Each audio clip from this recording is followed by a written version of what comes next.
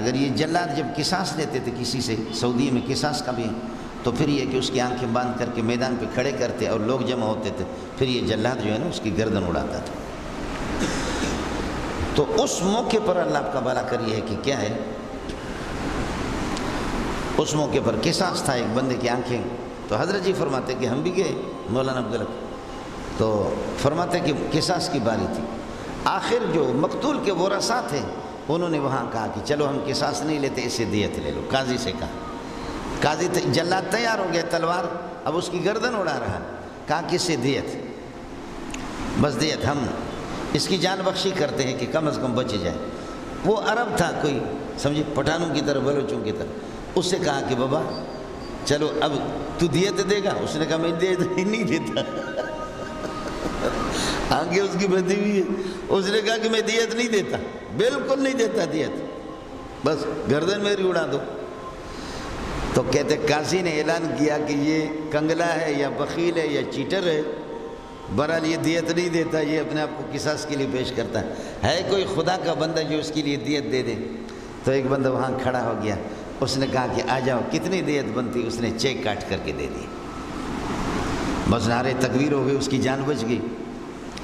حضرت جی فرماتے ہیں کہ وہ بندہ کون تھا کہ جس نے اس طرح وہ چیک کاٹ کر کے بر وقت دے دیا کہ چلو یہ۔ حضرت جی فرماتے ہیں کہ ایک دن میں اور میرا بیٹا ہم اپنی گاڑی میں جا رہے تھے، تو ہم نے جا کر کے، ہمارے سامنے اسپیشل نئی گاڑی تھی، ہم نے اس کو ٹکر مارا، قصور میرے بیٹے کا تھا۔ مولانا عبدالحق ادھر ہی ہے منگو پیر میں، تو فرماتے کہ قصور تو میرے بیٹے کا تھا، ہم نے ڈز مارا اس کی گاڑی کو، اس کی گاڑی نہیں تھی، ہماری بلوچ کی پرانی سی گاڑی، اور ڈز مارا، وہ بھی رک گئے، ہم بھی رک گئے۔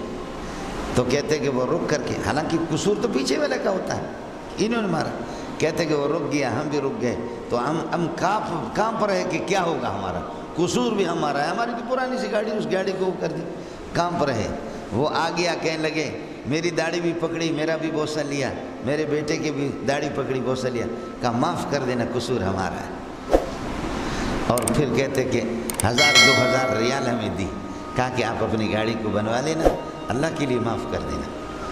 حضرت جی فرماتے ہیں مولانا عبدالحق صاحب کہ میرے پاؤں کے نیچے سے زمین نکل گئی کہ 100% ہمارا قصور تھا، 100% قصور ہمارا تھا، لیکن اس نے ہم سے معافی مانگی، ایسا حسین چہرہ۔ ارے بابا یہ کون ہے؟ یہ جبریل ہے یا میکائیل علیہ السلام ہے؟ یہ کون ہے؟ فرمایا پتہ چل گیا کہ یہ پچھلے ہفتے میں جس نے اس بندے کو جو قتل کر رہے تھے اس کی دیت کا جس نے اعلان کیا وہ یہی تھا، وہ یہی بندہ تھا جو اپنی گاڑی میں۔ اللہ کے بندے اب تک بھی دنیا میں ہے۔